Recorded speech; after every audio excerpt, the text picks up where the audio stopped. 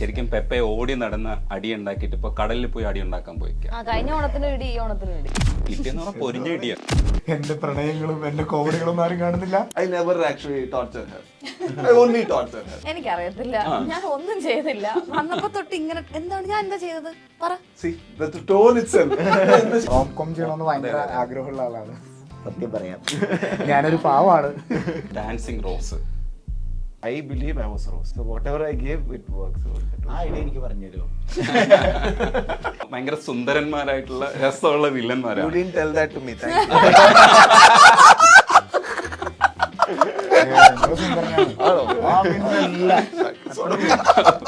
Most serial killers and psychopaths are very charming, good looking people.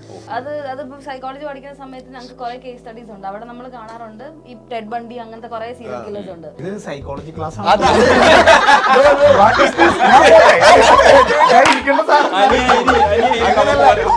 Analysis of villain. I am not a serial killer. ഞങ്ങൾ നിർത്താം. നമുക്ക് September ഞാൻ ഇത് എവിടം വരെ പോകുന്നു. സെപ്റ്റംബർ 13 നമ്മുടെ സിനിമ കൊണ്ടൽ ഇറങ്ങും. കൊണ്ടൽ എന്ന പുതിയ ചിത്രത്തിന്റെ വിശേഷങ്ങളുമായി രാജ് ബി ഷെട്ടി, പെപ്പെ ഉണ്ട്, അതേപോലെ ഷബീർ കല്ലറക്കലുണ്ട്, ഗൗതമി നായരുണ്ട്, Prathibha. Hi hi all. Hello. ശരിക്കും പെപ്പെ ഓടി നടന്ന് അടി ഉണ്ടാക്കിയിട്ട് ഇപ്പൊ കടലിൽ പോയി അടി ഉണ്ടാക്കാൻ പോയിക്കാം. ഇതെന്താ എന്റെ പ്രണയങ്ങളും എന്റെ കോമഡികളും ആരും കാണുന്നില്ല. ഇല്ല, അതൊക്കെ സൈഡിൽ കൂടെ പോയി. ഇടിയാണ്. എന്റെ അമ്മ, കഴിഞ്ഞ ഓണത്തിന് ഇടി ഈ ഓണത്തിന് ഇടി. ആ ഇടിയെന്ന് പറഞ്ഞാൽ പൊരിഞ്ഞ ഇടിയാ. ട്രോൾ ചെയ്തോണ്ടിരിക്കില്ല. പെപ്പെ ആർഡിഎക്സിലെ ഇടിയുടെ പവർ എന്ന് പറയുന്നത് വേറെ ലെവലായിരുന്നു കേട്ടോ. സോഫിയ പോളിന് നന്ദിയുണ്ട്, അത്രയും വലിയ ശബ്ദമായിട്ട് ഞങ്ങൾ ത്രസിപ്പിച്ചതിന്. ഈ ഓണം അതേപോലെ ആവട്ടെ. ശരിക്കും നിങ്ങളുടെ ഒരു എക്സെൻട്രിസിറ്റി ഉണ്ട്, രാജ് ബി ഷെട്ടിയുടെ ഒരു എക്സെൻട്രിസിറ്റി ഉണ്ട്. ടർബോയിൽ ആ ടേബിളിലേക്ക് ചാടി കയറിയിരിക്കുന്ന ഒരു സാധനമുണ്ട്. ആ ഒരു മാനറിസയില്ലേ, നിങ്ങൾ വല്ലാതെ ആസ്വദിക്കുന്നുണ്ടെന്ന് തോന്നുന്നുണ്ട്. ശരിക്കും അത് ഭയങ്കരമായിട്ട് ആസ്വദിക്കുന്നില്ലേ സ്വയം? അത് ഞാൻ തന്നെ. അത് I can jump on table, jump on the table. ഞാൻ ഗ്യാരണ്ടി തരാം, അത് ഇത് തന്നെയാണ്. ആദ്യമേ അടി തുടങ്ങിയത്. I think in Turbo the character was like that. Unfortunately I was mad enough. അപ്പൊ അത് മാച്ച് ആയി. സെറ്റിൽ ഇങ്ങനെ തന്നെയായിരുന്നു ആന്റണി, ഇങ്ങനെ തന്നെ ഒരു എക്സെൻട്രിസിറ്റി എപ്പോഴും കാണിക്കും. അയ്യോ, ഞങ്ങൾ അന്ന് ഒരു ദിവസം എനിക്ക് ഓർമ്മയുണ്ട്, ഷൂട്ടിന്റെ ആ സോങ്ങിന്റെ ഷൂട്ടിന്റെ സമയത്ത് ഞങ്ങൾ അവിടെ പുലിക്കളിയൊക്കെ പഠിപ്പിക്കുമായിരുന്നു ഒരാള്. ആ ബീച്ചിന്റെ സൈഡിൽ ഞങ്ങള് എന്താണ് മാംഗ്ലൂർ സ്റ്റൈൽ. പക്ഷെ ഇവരൊക്കെ പഠിച്ചു, ഞാൻ പഠിച്ചിട്ടില്ല. ശ്രമിച്ചു. ഡാൻസ് വളരെ നന്നായിട്ട് അറിയുന്നതുകൊണ്ട് അത് പഠിക്കേണ്ട കാര്യമില്ല.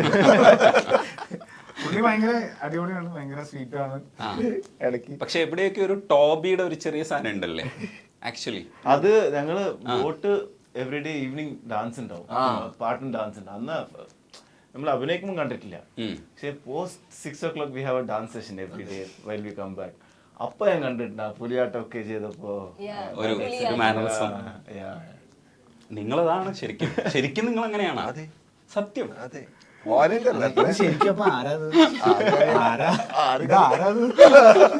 I think human being cannot be one, no? I think when you are a child, you are a child, and yeah, I think there is no.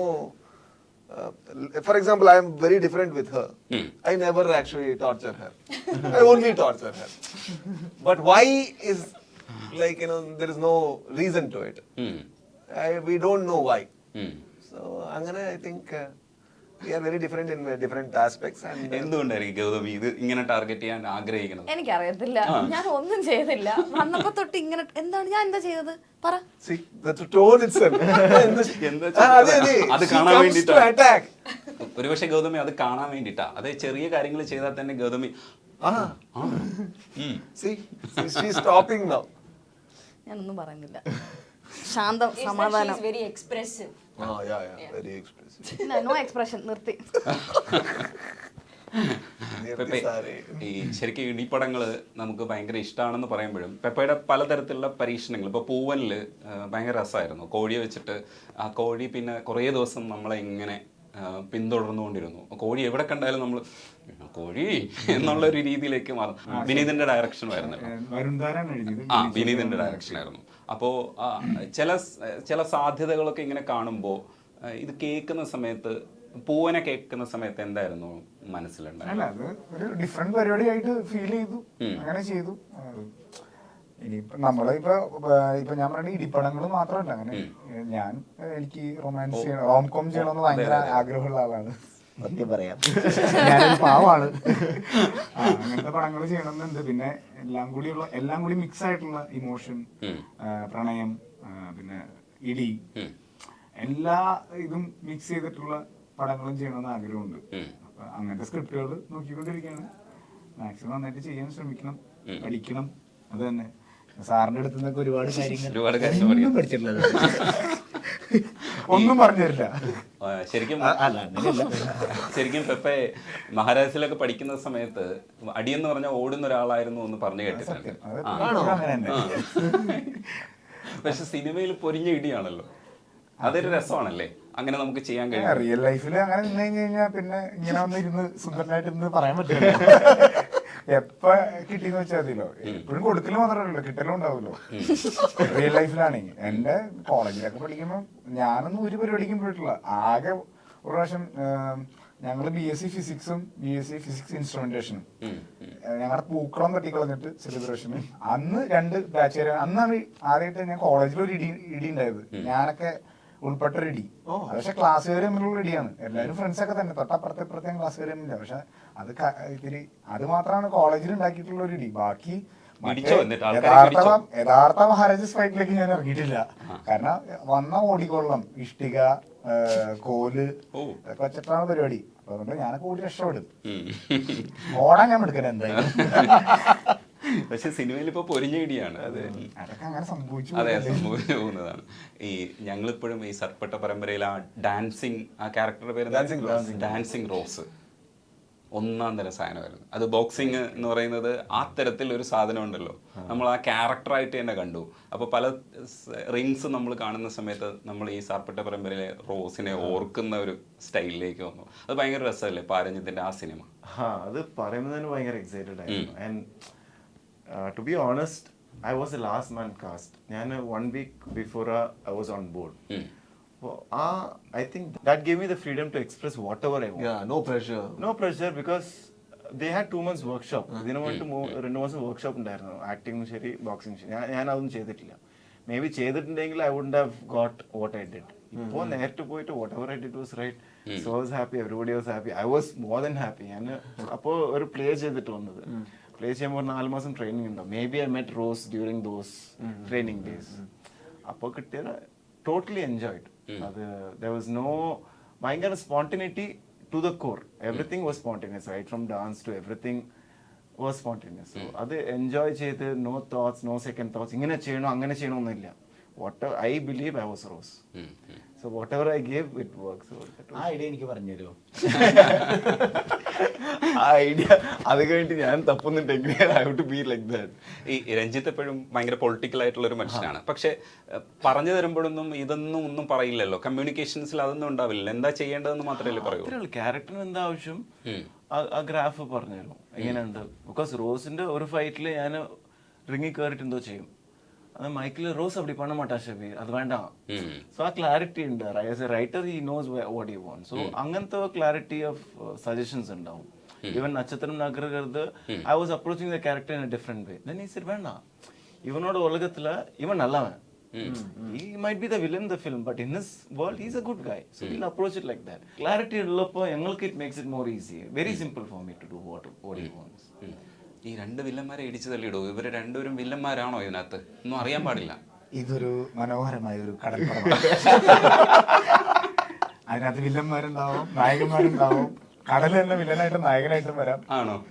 ഇനി പെപ്പയാണോ ശരിക്കും വില്ലൻ? ചിലപ്പോൾ ഞാൻ അങ്ങനെ അല്ല, ട്വിസ്റ്റ് ഉണ്ടാവും. അത് ഈ മനുഷ്യനെ 2-3 പ്രാവശ്യം ഉപയോഗിക്കുമ്പോഴേ ഞങ്ങൾക്ക് കൺഫ്യൂഷൻ ഉണ്ട്. കാരണം എന്താ വെച്ചാൽ അങ്ങനെ തന്നെ ഉപയോഗിക്കുമോ?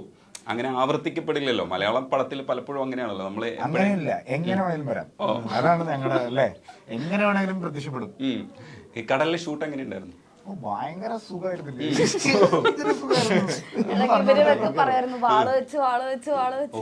ഉള്ളിലേക്ക് പോയിട്ടുണ്ട്. അപ്പൊ ചുരുക്ക് നമ്മള് ഒരു മണിക്കൂർ ഒക്കെ പോകും. ഒരു മണിക്കൂർ. നമ്മളെ ആദ്യം രാമേശ്വരത്തായിരുന്നു ഷൂട്ട്. അയ്യോ അത് നമ്മള് അവിടെ ബോട്ട് കടലിലേക്ക് ഇറങ്ങും, മഴ പെയ്യും, ഒരു ഷോട്ട് വെക്കും, മഴ പെയ്യും. അങ്ങനെ 7 ദിവസം കണ്ട് അവിടെ കിടന്നു. കുറെ ദിവസം പെരും മഴ, കൊടുങ്കാറ്റ് ഇതൊക്കെ ആയിട്ട് ഞങ്ങൾ അവിടെ തന്നെ ഇരുന്ന് അവസാനം മടുത്ത് അങ്ങനെ കൊല്ലത്തേക്ക് നമ്മുടെ നീണ്ടകരയില്ലേ, നീണ്ടകരയിൽ നിന്ന് ഞങ്ങള് ബോട്ടിൽ പോകും കടലിലേക്ക്. ഇവര് അവിടെ രാമേശ്വരത്ത് നിന്ന് ബോട്ട് കറങ്ങി ഇവിടെ കൊണ്ടുവന്ന് അങ്ങനെ ഇവിടെ പിന്നെ കുറെ ദിവസം ശേഷം ഷൂട്ട് തുടങ്ങി. ഈ നമ്മൾ പോകുമ്പോ എന്താന്ന് വെച്ച് കഴിഞ്ഞാൽ കടൽ ചുരുക്ക് ഭയങ്കര പാടാ. അത് ക്യാമറ ഒക്കെ ചെയ്യണമെന്നാണ് സമ്മതിക്കേണ്ടത്. ദീപക്കണ്ണൊക്കെ സമ്മതിച്ചു. കാരണം നമുക്ക് വെറുതെ നിന്ന് ഇങ്ങനെ കാണിച്ചാൽ മതിയില്ല, പുള്ളിക്ക് ക്യാമറ പിടിച്ച് തലകറക്കവും അല്ലെങ്കിൽ ഛർദി ഇതിൽ ഏതെങ്കിലും ഒരു സംഭവം എന്തായാലും ഉണ്ടാവും. പിന്നെ രാത്രി റൂമിൽ പോയി കിടക്കുമ്പോൾ മറ്റേ ഫ്ലോട്ട് ചെയ്യും, ഇങ്ങനെ ആടിക്കൊണ്ടിരിക്കും. പിന്നെ പ്രാഥമിക ആവശ്യങ്ങൾ നടത്താനായിട്ട് ഭയങ്കര പാടാ. ബോട്ടിൽ നിന്ന് അങ്ങോട്ട് പോയി കഴിഞ്ഞു കഴിഞ്ഞാൽ പിന്നെ നമ്മള് അവിടെ ഒരു കയറുമ്പോ പിടിച്ചിട്ടാണ് നമ്മള് ഒന്നൊക്കെ സാധിക്കുക. 2 ഫീലിംഗ് വന്നാൽ പോയി, തിരിച്ചു വരാൻ പറ്റില്ല, കഷ്ടപ്പാടാണ്.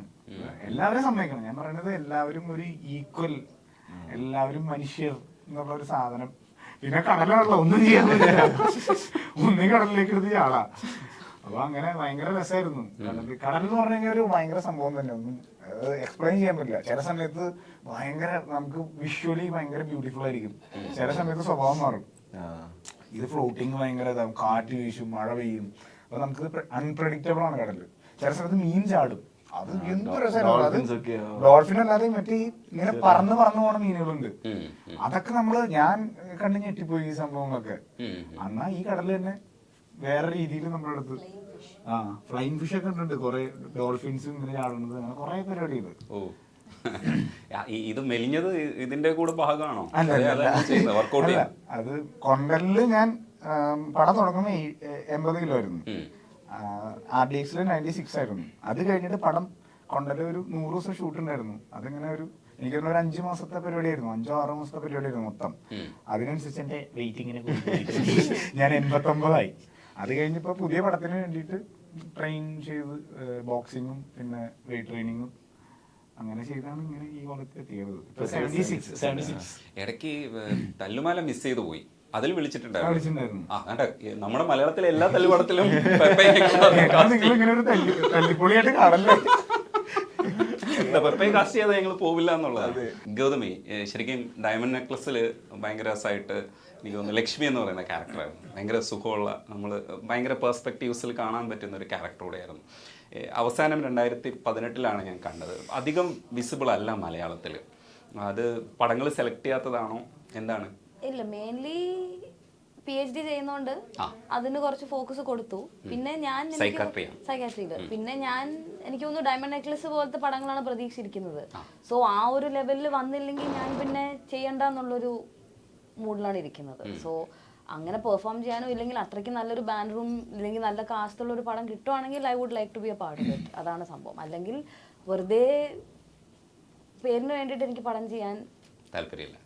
ഇടയ്ക്ക് പറഞ്ഞു കേട്ടിട്ടുണ്ട് ഈ കഥകളോടാണ് കൂടുതൽ താല്പര്യം, അല്ലാതെ ക്യാരക്ടേഴ്സ് എന്ന് വെച്ചാൽ കഥാപാത്രങ്ങളോടല്ല. അല്ല, അതിപ്പോ ഒരു 5 മിനിറ്റുള്ള റോൾ ആണെങ്കിലും ഒരു പടം മൊത്തം ഉള്ള ഒരു ക്യാരക്ടർ ആണെങ്കിലും എനിക്ക് കഥയാണ് പ്രാധാന്യം. സോ നല്ല സ്റ്റോറിയാണ്, അതിലെന്തെങ്കിലും പറയാനുണ്ട്.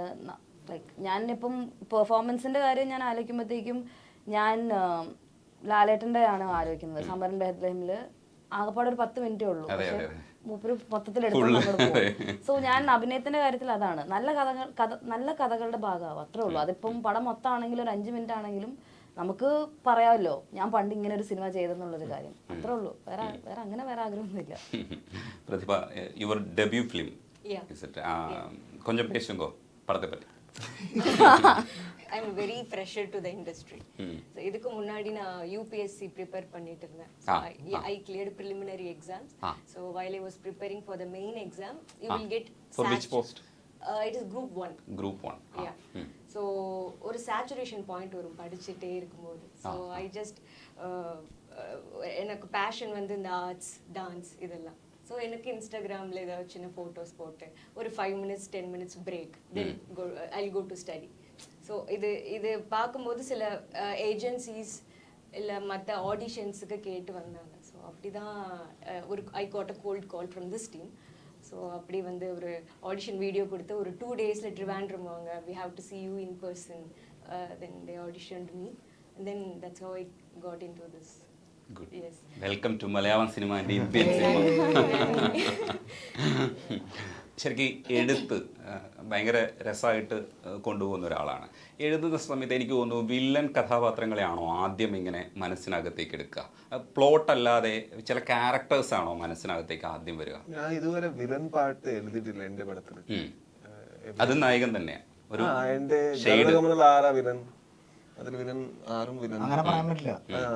I can't see villain because പോലീസുകാരൻ മണി വില്ലനെന്ന് പറയാം. ഇല്ല, divide and rule.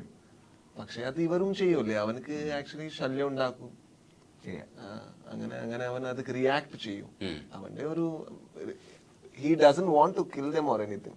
He knows that like the moment they won't let his family live, then he needs to act. അതൊരു ഫാമിലി ഒരു ഫാദറുടെ റോൾ അല്ലേ, അപ്പൊ അവൻ ഹീറോ ആയില്ലേ? ശരിയാ. എല്ലാ വില്ലന്മാരെയും hero. also no villain. No villain, I think, and എല്ലാം മനസ്സിലായി. Okay. I think I don't write villains because the biggest villain I have seen in my life is me. എന്റെ തോട്ട്സും എന്റെ അർജസും എന്റെ ജലസിയും അത് കാണുമ്പോൾ ആരാ villain? At least when I see he is a negative character, at least I am assuming. Assumption. പക്ഷെ എന്റെ negative thoughts എനിക്ക് അറിയുമല്ലേ, അപ്പൊ അത് എങ്ങനെ എനിക്ക് ഒരു ആളുടെ ഒരു നെഗറ്റീവ് എനിക്ക് എഴുതാം? വേറെ ലെവലാണ്. ഇല്ല, I can't. അല്ല, അത് correct ആണ്. നമ്മൾ perceive ചെയ്താണല്ലോ. I can't write negative characters. And even if he's a negative character, I think Tobby has a negative character, but she insults him so strongly that maybe he is a person who believes that men needs to behave in a certain way. See, there is a beautiful thought about the hero and villain. Hero is a person who believes in something and is open to change. Villain is a person who believes in something and dies with that something. That's the only change. Yes. And I think we have heroes and villains in every houses in that way. Yeah, like how Andavar says, I'm the hero, I'm the villain. Yeah, I think everybody is. I can't see somebody. Even when I did Turbo, the only reason I did was there was a flashback to him, which couldn't come in the film. He was doing something for a purpose. I loved the purpose because if something would have happened to me in that way, maybe I would have behaved in the same way. I think the reason why we need to write negative characters in cinema is to see ourselves. That we are not creating a character which we look at somebody and think that I am better than him. No, he's just like me, but he did something which I shouldn't do in life. If I do it, I think it might end my life in the same way. I think that's the part of exploration of negative characters rather than painting somebody as bad and in that process we look good. I think that is not goodness at all. നമ്മൾ വില്ലനെ ഹീറോയൊക്കെ പ്രതീക്ഷിക്കേണ്ട ഒരു കാര്യമില്ല. പെപ്പയെ മാത്രം കാണിച്ചാൽ മതി എന്നാണ് പറയണത്. Villain hero ഇല്ല. ഞാനിങ്ങനെ No, he always acts like this. എല്ലാം മനസ്സിലായി. പിന്നെ ഷബീർ, ശരിക്കും വില്ലന്റെ ഒരു പവർ, നമ്മളിപ്പോ കിങ് ഓഫ് കൊത്തയിൽ തന്നെ വില്ലന്റെ ഒരു പവർ കൂട്ടുന്ന നായകന് അടിച്ചു വീഴ്ത്താൻ, ഇല്ലെങ്കിൽ നായകനെ അടിച്ചു വീഴ്ത്തുമ്പോൾ കുറച്ചുകൂടി ഒരു ബലം കിട്ടാൻ വേണ്ടിയിട്ടാണ്. പക്ഷെ നിങ്ങളൊക്കെ നല്ല വില്ലന്മാരാണ്, എന്ന് വെച്ചാൽ ഭയങ്കര സുന്ദരന്മാരായിട്ടുള്ള രസമുള്ള വില്ലന്മാരാണ്. You didn't tell that to me. Thank you.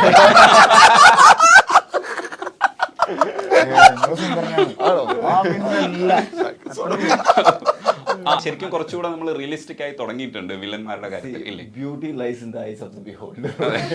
Okay bro, you are consoling me. Thank you so much for that.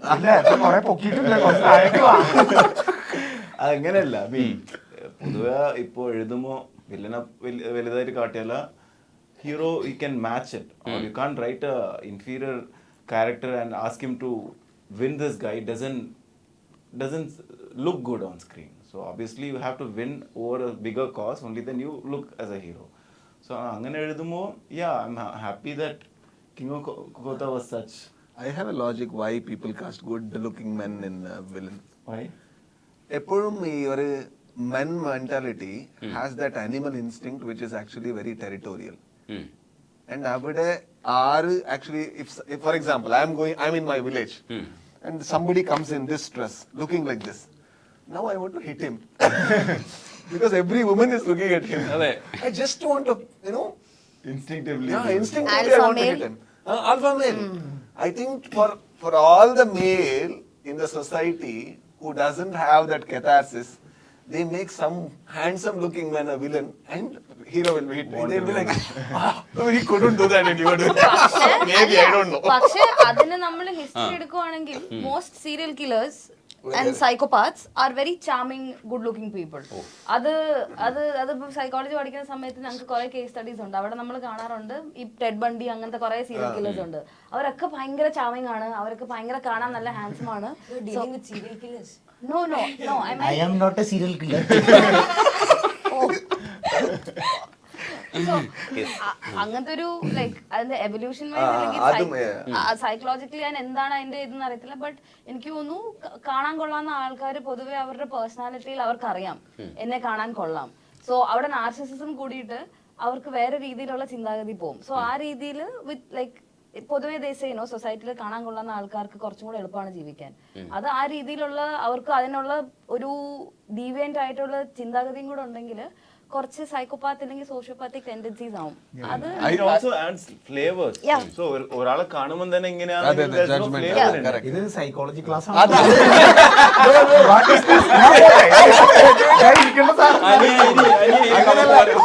Analysis of villain. കാരണം പെപ്പെ സ്ഥിരം കൈകാര്യം ചെയ്യുന്ന കുറെ വില്ലന്മാരെയാണ്. ഈ രണ്ട് വില്ലന്മാരെ കൈകാര്യം ചെയ്യുന്നതിനെ കുറിച്ചാണ് നമ്മൾ പറയുന്നത്. സോഫിയ ചേച്ചി ഇന്റർവ്യൂ കണ്ടിട്ട് അതായത് നമ്മള് വന്നേക്കണത് നമ്മുടെ പടം കൊണ്ടൽ സെപ്റ്റംബർ 13 ഇടക്കിടപെട്ട് ഈ കൊണ്ടൽ എന്ന് പറഞ്ഞാൽ ഞാൻ ഈ വാക്ക് കേട്ടിട്ടില്ല. എന്ത് കൊണ്ടൽ എന്ന് പറഞ്ഞു കഴിഞ്ഞാൽ ഒരു കാറ്റെന്നാണ്. അതായത് രക്ഷിക്കാൻ അതായത് വിജയിക്കുന്നവന്റെ അല്ലെങ്കിൽ രക്ഷിക്കാൻ വരുന്ന ഒരു കാറ്റ്, നമുക്ക് അനുകൂലമായി വീശുന്ന കാറ്റ്. പ്രതിസന്ധികളിൽ കടലില് കുറെ തരം കാറ്റുകളുണ്ട്. അപ്പൊ ഈ കാറ്റ് നമുക്ക് മാത്രം അനുകൂലമായിട്ട് വരും. ഡിഫിക്കൽട്ടീസ് ഉണ്ടാവും, പക്ഷെ ഈ കാറ്റ് വരുമ്പോ നമ്മുടെ സമയം നമ്മൾ ആ സമയത്ത് നമ്മൾ കയറി അറ്റാക്ക് ചെയ്യുക. അപ്പൊ നമുക്ക് ജയിക്കാം, അല്ലെങ്കിൽ തിരിച്ചടിക്കുക. അങ്ങനത്തെ ഒരു അവിടുത്തെ ആൾക്കാരുടെ ഒരു വിശ്വാസമാണ് ഈ പറഞ്ഞ ഈ മൊത്തം. ശരിക്കും അവിടുത്തെ ആൾക്കാർ കൊണ്ടുവന്ന് ഇങ്ങനെ ഒരു ആക്ച്വലി ആ കാറ്റിന് അങ്ങനെ ഒരു ഇതില്ല.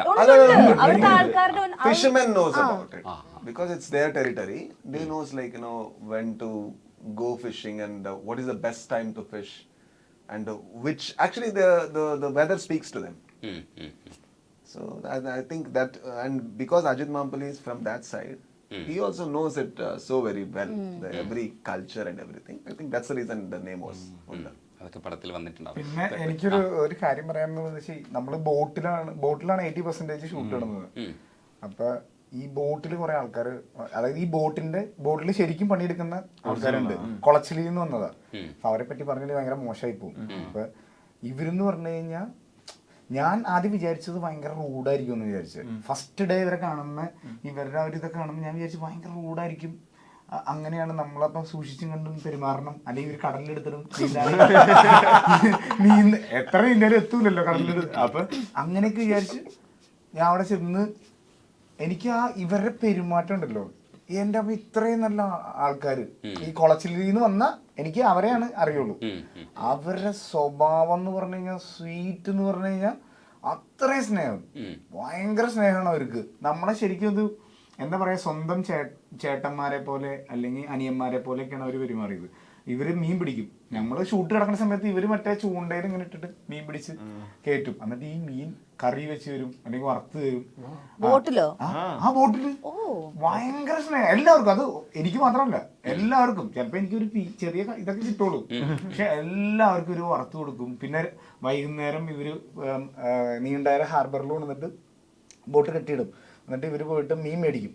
എന്നിട്ട് വിളിക്കും, ബ്രോ നമ്മള് മീനിന്റെ ഒരു സംഭവം വെച്ചിട്ടുണ്ട്, വരുന്നുണ്ടോ? അപ്പൊ ഞാൻ പയ്യെ എന്റെ ഫുഡിനോട് എനിക്ക് ഒട്ടും താല്പര്യമില്ലാത്ത ഞാൻ ഇങ്ങനെ പയ്യെ അങ്ങനെ ചെല്ലും. അവിടെ ചെന്ന് അവരുടെ കൂടെ ഇരുന്ന് അവർക്ക് കഴിക്കാനുള്ള ഫുഡ് എടുത്ത് വെച്ചിട്ടുണ്ടാവും. പിന്നെ ഈ മീൻകറി ഉണ്ടാവും. ഞങ്ങളെല്ലാവരും ബോട്ടിലിരുന്ന് രാത്രി ഷൂട്ടൊക്കെ കഴിഞ്ഞിട്ട് വന്നിട്ട് അവിടെ ഇരുന്ന് കഴിക്കും. അവരുടെ അടുത്ത് വർത്താനം പറയും. അത് ഭയങ്കര എക്സ്പീരിയൻസ്. പാവങ്ങളാ. വിഘ്നേഷ് എന്ന് പറഞ്ഞൊരു ഒരാളുണ്ട് അതിനകത്ത്. പുള്ളിയാണ് ഓൾ ഇൻ ഓൾ. സ്രാങ്ക് അല്ല, പക്ഷെ പുള്ളിയാണ് ഓൾ ഇൻ ഓൾ. വെള്ളത്തിൽ ചാടാൻ പറയാൻ പുള്ളി വെള്ളത്തിൽ ചാടും, കടലിലേക്ക് ചാടും, എല്ലാ പരിപാടിയും. ഇപ്പൊ അടിയിൽ കച്ചറ പിടിക്കുന്ന വെച്ചാൽ പുള്ളി ചാടും. അടി പോയിട്ട് കച്ചറ, ഒരു ഹീറോ, റിയൽ ലൈഫ് ഹീറോ എന്നൊക്കെ പറയണ മാതിരി. പക്ഷെ ഈ ഹീറോന്റെ ഒരു കോമഡി നടന്നതെന്ന് വെച്ചാൽ, ഒരു ദിവസം ഞാൻ ലൊക്കേഷനിലേക്ക് ചെല്ലുമ്പോൾ പുള്ളിനെ നമ്മൾ ഹീറോ ആയിട്ടാണ് കാണുന്നത് എല്ലാവരും. ഈ പുള്ളി ബോധം കെട്ടിട്ട് ആശുപത്രിക്ക് കൊണ്ടുപോകാം പുള്ളിനെ. അപ്പൊ ഞാൻ ഇതെന്തത് റീസൺ പറഞ്ഞു കഴിഞ്ഞാൽ ആരും വിശ്വസിക്കില്ല, അങ്ങനത്തെ ഒരു റീസണാണ്. അതായത് പുള്ളി നടന്നു പോവായിരുന്നു, അപ്പൊ ഒരു പരുന്ത് ഒരു മീനെ പിടിച്ചോണ്ട് പോയി. അപ്പൊ ഈ മീൻ എന്താ വിഷമുണ്ട്, ഈ മീൻ പരുന്ത് വിട്ടു, നേരെ വന്ന് പുള്ളിയുടെ ഇവിടെ കണ്ട് കുത്തിയിരുന്നു, പുള്ളി ബോധം വിട്ടുപോയി. ഇത് പറഞ്ഞു കഴിഞ്ഞാൽ ഞാൻ ഉണ്ടാക്കി പറയുന്നതെന്ന് വിചാരിക്കും. കാരണം ഞങ്ങളുടെ കൂടെ വന്ന എല്ലാവർക്കും ഈ കഥ അറിയാം, എല്ലാവരും കണ്ടതുമാണ്. ഞങ്ങൾ അപ്പൊ അങ്ങനെ ഹീറോ ആയി. ഞങ്ങള് പുള്ളിയുടെ പേര് വിഘ്നേഷ് എന്നാണ് പിന്നെ ഞങ്ങള് വിളിക്കണത്, പരുന്ത് വിഘ്നു. അങ്ങനെ കുറെ എക്സ്പീരിയൻസ് ഉണ്ട്. ബോട്ട് എന്ന് പറഞ്ഞ വേറെ വേൾഡ്. അതിനിടയിൽ ഒരു കാര്യം കൂടെ ചോദിച്ചോട്ടെ. ഈ അജഗജാന്തരവും സ്വാതന്ത്ര്യ അർദ്ധരാത്രിയും ടിനു പാപ്പഞ്ചന്റെ സിനിമകളായിരുന്നു തിയേറ്ററിൽ ഭയങ്കരമായിട്ട് ആവേശമായിട്ട് നമ്മൾ കൊണ്ടാടിയ സിനിമകളാണ്.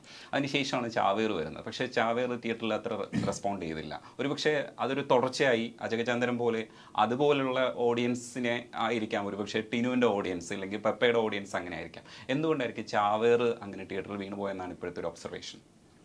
അല്ല, അത് ജനങ്ങൾ ആ സമയത്ത് എങ്ങനെ കാണുന്നു എന്നുള്ളത് എനിക്ക് പറയാൻ പറ്റില്ലല്ലോ. ആളുകൾ അതെങ്ങനെ അതിനെ ട്രീറ്റ് ചെയ്യുന്നു, ആളുകൾക്ക് അതെങ്ങനെ ഇഷ്ടപ്പെടുന്നു, അതാണ് ആ സമയത്ത് അവരുടെ മെന്റാലിറ്റി എന്താണ്. അതാണ് എനിക്ക് അതിനെ കുറിച്ച് അങ്ങനെ വലിയ അഭിപ്രായം പറയാൻ പറ്റില്ല. കാരണം ജനങ്ങളാണല്ലോ ഫൈനലി ഡിസൈഡ് ചെയ്യണത്. അവർക്ക് ആ സമയത്ത് ചിലപ്പോൾ എന്തൊക്കെയോ കാര്യങ്ങൾ കണക്ട് ആയിട്ടുണ്ടാവില്ല. അപ്പൊ നമുക്കത് എന്തെങ്കിലും മിസ്റ്റേക്കുകൾ നമ്മൾ ചെയ്തതിലുണ്ടെങ്കിൽ അത് തിരുത്തി നന്നായിട്ട് ചെയ്യാം. അത് ആ പടം മോശം പടം ഞാൻ ഒരിക്കലും പറയില്ല. എനിക്ക് ഭയങ്കര ഇഷ്ടമായ പടമാണ്. പക്ഷെ ഇപ്പൊ എനിക്ക് ഇഷ്ടപ്പെടുന്ന പടം ചിലപ്പോൾ പ്രോക്ക് ഇഷ്ടപ്പെടണമെന്നില്ല. അല്ല, ചേട്ടന് സോറി അത് നമ്മൾ രണ്ടുപേർക്കും ഇഷ്ടപ്പെട്ട പടമാണ് ചാവേർ. ചിലപ്പോ വേറെ ആൾക്കാർക്ക് ഇഷ്ടപ്പെടില്ല. ഇപ്പൊ ചില പടങ്ങള് ഇപ്പൊ നമ്മള് ചില പടങ്ങൾ കൂട്ടുകാരന്മാരോട് ഈ പടം ഇടില്ല എന്ന് പറഞ്ഞു കഴിഞ്ഞാൽ അവര് എനിക്ക് ഇഷ്ടപ്പെട്ടില്ല. അത് അവര് ജനിച്ചു വന്ന അവരുടെ ഒരു ആംഗിളിൽ നിന്നാണ് ആ പടം കാണുക. അപ്പൊ എല്ലാ പടവും എല്ലാവർക്കും ഇഷ്ടപ്പെടണമെന്ന് ഇപ്പൊ നല്ല ഹിറ്റായ പടം എന്ന് ചോദിച്ചു 200 കോടി അടിച്ച പടമാണെങ്കിലും ചിലർക്ക് ഇഷ്ടപ്പെട്ടിട്ടുണ്ടാവില്ല. അപ്പൊ അവരുടെ ആംഗിളാണ് അത്. ദേവദൂതൻ അന്ന് റിലീസ് ചെയ്തപ്പോ ഓടിയില്ല, ഇന്നിപ്പോ അത് ആംഗിളാണ്. അത് ആ ആളുകളുടെ ഒരു ഇതാണ്. കമൽ സാർ അതല്ല പറയില്ല. കമൽ സാറിന് ആരോ ഇന്റർവ്യൂല് ചോദിച്ചു what is formula for successful film. അതറിഞ്ഞിട്ട് എന്റെ എല്ലാ പടം ഓടിയിട്ടുണ്ടാവില്ലെന്ന് പറഞ്ഞു. So you never know what works and what doesn't work. It's all a work in progress. Raj, ശരിക്കും ആർട്ട് എന്ന് പറഞ്ഞാൽ എന്താണ് രാജിന്റെ മനസ്സിലുള്ളത്? I think it has helped me to understand myself better. എനിക്കതൊരു മിററാണ്. For example, sometimes when a violent crime is committed by someone, we always think that, okay, because he's ill-educated or morally not correct, he has done it. And you, by thinking so, you feel you are good and he's bad. I think by writing characters which are almost like most of my characters in Vandu Motta Kathe, the biggest negative character was himself, the hero, because he has beauty he has that insecurity about how he looks, but he keeps on searching for a beautiful girl, just to fill his void or something. But when he sees somebody who is a little more healthier looking than him, he actually calls her fat. Fat shames her. This we do in regular life. Maybe without cinema, I wouldn't have been able to look at my hypocrisies and be in peace with it. Sometimes we may not be able to change it because we are too hardly imprinted. But at least when you find a peace treaty with it, I think I will be able to treat this woman with much more kindness or this man with much more love. Because you know that we are suffering the same sickness, same battle. I think we are all one. I think art has been that to me. ഒരു കാര്യം കൂടെ അതുകൂടെ ചേർത്ത് വെച്ച് ചോദിക്കാനുള്ളത് സൈക്കോളജിസ്റ്റിനോടായതുകൊണ്ട്. കാരണം എന്താ വെച്ചാൽ ഈ വില്ലത്തരം നമ്മൾ പലപ്പോഴും കാണിക്കുന്ന സമയത്ത് ഈ കിംഗി ഡൂക്കിനോട് ഇടയ്ക്ക് ചോദിക്കുന്ന സമയത്ത് കിംഗി ഡൂക്ക് പറഞ്ഞത് ഞാനത് പറഞ്ഞുതരാം. പറഞ്ഞത് എന്താ വെച്ചാൽ പുള്ളിയുടെ സിനിമകളിലൊക്കെ ഭയങ്കര വയലൻസ് ഉള്ളപ്പോൾ എല്ലാവരും ചോദിച്ചു ബുദ്ധനെയൊക്കെ ഇടയ്ക്ക് കാണിക്കാറുണ്ട്, പക്ഷെ ബുദ്ധന്റെ ശരിക്കുള്ള തത്വങ്ങളെക്കുറിച്ചൊന്നും കിംഗിക്ക് യഥാർത്ഥത്തിൽ ആ അർത്ഥത്തിൽ മനസ്സിലാക്കിയിട്ടില്ല എന്നുള്ളതാണ് നമ്മൾ ആ കോൺവെർസേഷനിലൊക്കെ മനസ്സിലാക്കുന്നത്. പക്ഷേ ഈ വയലൻസ് കാണിക്കുമ്പോൾ അതിന് എഗെയിൻസ്റ്റ് ആയിട്ടുള്ളൊരു വികാരം ഉണ്ടായേക്കാം എന്ന് പുള്ളി പറഞ്ഞു. അപ്പം നമ്മുടെ ഈ വയലൻസ് ഒക്കെ കണ്ടാൽ നമുക്ക് അതിന് എഗെയിൻസ്റ്റ് ആയിട്ടുള്ള വികാരമാണോ ഉണ്ടാവുന്നത്, അതേ അനുകൂലമായിട്ടുള്ള ഒരു പ്രതിഫലനമായിരിക്കും ഉണ്ടാവുക? അത് അത്രയ്ക്കും സിമ്പിളായിട്ട് പറയാൻ പറ്റുന്നതല്ല, ഒരു ഉത്തരമല്ല. ബിക്കോസ് നിങ്ങളിപ്പോൾ ഈ ഒരു വയലൻസ് സിറ്റുവേഷൻ എടുത്തെന്ന് വെച്ചോ, ഞങ്ങൾ 5 പേരും 5 രീതിയിലായിരിക്കും അത് കാണുന്നത്. അപ്പം എനിക്ക് ചിലപ്പം ഒരാൾ ഒരു കാര്യം ചെയ്തതിൽ ഐ മൈറ്റ് ഫീൽ അത് തെറ്റായിരുന്നു, പക്ഷേ പുള്ളി അത് ചെയ്തതിന് എന്തെങ്കിലും ഒരു കാരണം കാണില്ലേ എന്നും പറഞ്ഞിട്ട് ഒരു രീതിയിൽ എനിക്ക് വേണമെങ്കിൽ ചിന്തിക്കാം. പുള്ളി അത് ചെയ്തത് കംപ്ലീറ്റ് തെറ്റായി പോയാൽ എന്നാലും ആ തെറ്റ് ചെയ്ത ആളെ കൊന്നേ പറ്റുന്നുള്ള ഒരു ആറ്റിറ്റ്യൂഡ് ആവും. വേറൊരാൾക്ക് എന്താ അതിലൊരു കുഴപ്പമില്ലല്ലോ, അത് നല്ല കാര്യമല്ലേ ചെയ്തെന്ന് പറഞ്ഞ് ചിന്തിക്കുന്ന ഒരു അല്ല, പെർസ്പെക്ടീവ്സിനെ കുറിച്ചല്ല ഞാൻ ചോദിച്ചത് വയലൻസ് നമ്മളിപ്പോ സിനിമയെ കാണിക്കുന്നു, അത് വയലൻസിന് എഗെയിൻസ്റ്റ് ആയിട്ടുള്ള ആയിരിക്കും ഉണ്ടാക്കുക. സൈക്കോളജിക്കലി അങ്ങനെ നമുക്ക് പറയാൻ പറ്റത്തില്ല. സി നമ്മൾ മനസ്സിലാക്കേണ്ടതെന്ന് വെച്ചാല്, ഞാനിപ്പം ഒരു ചിത്രത്തിൽ വയലൻസ് കാണിച്ചെന്ന് വെച്ചിട്ട് നാളെ തൊട്ട് എല്ലാവരും ഇറങ്ങി നാട്ടുകാരെ മൊത്തം അടിച്ചു കൊല്ലാൻ പോകാന്നുള്ളൊരു സംഭവമല്ലോ നമ്മൾ കാണിക്കുന്നത്. നമ്മുടെ ചുറ്റുപാടും നമ്മുടെ സാഹചര്യത്തിൽ നമ്മളൊരു സ്ഥിരം കാണുന്നതാണ്. ശരി, ഇപ്പൊ റെഗുലർ ആയിട്ട് ചിലപ്പം ഞാൻ അറിയുന്നില്ലായിരിക്കും, പക്ഷെ ഏത് ചെറിയ വീട്ടിലില്ലെങ്കിൽ ഏത് ചെറിയ സൊസൈറ്റി പോയാലും ഇല്ലെങ്കിൽ സ്കൂളിലോ കോളേജിലോ എവിടെ പോയാലും തല്ലുണ്ടാവാറുണ്ട്. അതിപ്പം ഇപ്പൊ അല്ലെങ്കിൽ വേറൊരാൾ ഒരു പടത്തിൽ കാണിച്ചെന്ന് വെച്ചിട്ട് എനിക്ക് അതിനോടൊരു യോജിപ്പോ അല്ലെങ്കിൽ അതിനോട് എന്തെങ്കിലും ഒരു വികാരം അങ്ങനെ ഉണ്ടാവണമെന്നും നിർബന്ധമില്ല. ചില ആൾക്കാർക്ക് ഒരു വികാരവും കാണാത്ത ആൾക്കാർ. Can I add something to that? See, it's a very funny thing. It may not be true, but it can be broken. Your whole idea can be broken. I always find love stories to be the most violent. The reason being, it gives the image of two perfect couple, which is not there in the world. And they fall in love. I am a teenager in PUC, studying in Kollam, believe in it, and without understanding life, I fall in love. Is it not violent? Violence ആണ്. Yeah.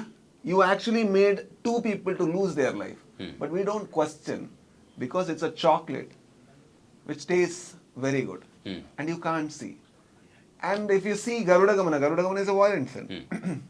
But the moment you see two people who are violent, you don't want to be like them. They are not aspirational. You don't want to be like them. So is it violent? It is not. It is exactly against violence. So everything you see in society may not actually be the things what they see, directly. But I have to add to that. Yeah. ഇപ്പം നമ്മള് normalcy എന്ന് പറയുന്ന ഒരു ഇതുണ്ട്. ചില ആൾക്കാർ ചിലപ്പം ആ രീതിയിലാവില്ല ചിന്തിക്കുന്നത്. അപ്പം ലൈക്ക് ഹി സെഡ്, ഇപ്പൊ ചിലപ്പോ ഒരു വയലന്റ് ആയിട്ട് കാണുന്ന ആളെ ആയിരിക്കും ഞാൻ ആൻഡ് ദെൻ എനിക്ക് അങ്ങനെ ആണോന്ന് പറഞ്ഞിട്ട് ഞാൻ അങ്ങനെ പോയിരിക്കും. പക്ഷെ അത് നമ്മൾ സാധാരണ ഒരു സൊസൈറ്റി പോകുന്ന ഒരു ചിന്താഗതി ഉള്ള ഒരാളായിരിക്കത്തില്ല. അവിടെ ഒബ്വിയസ്ലി എന്തെങ്കിലും ഒരു ചെറിയ രീതിയിൽ അല്ലെങ്കിൽ വലിയ രീതിയിൽ മാനസികമായിട്ട് എന്തെങ്കിലും ഒരു പ്രശ്നം ഉണ്ടായിക്കൊണ്ടായിരിക്കും ആ രീതിയിലൊരു ചിന്ത വരുന്നത്. ഇല്ലെങ്കിൽ ലൈക്ക് ഹി സെഡ്, ഞങ്ങൾ നിർത്താം, നമുക്ക് സെപ്റ്റംബർ ഞാൻ ഇത് എവിടം വരെ പോകുന്നു. സെപ്റ്റംബർ 13 നമ്മുടെ സിനിമ കൊണ്ടൽ ഇറങ്ങുന്നുണ്ട്.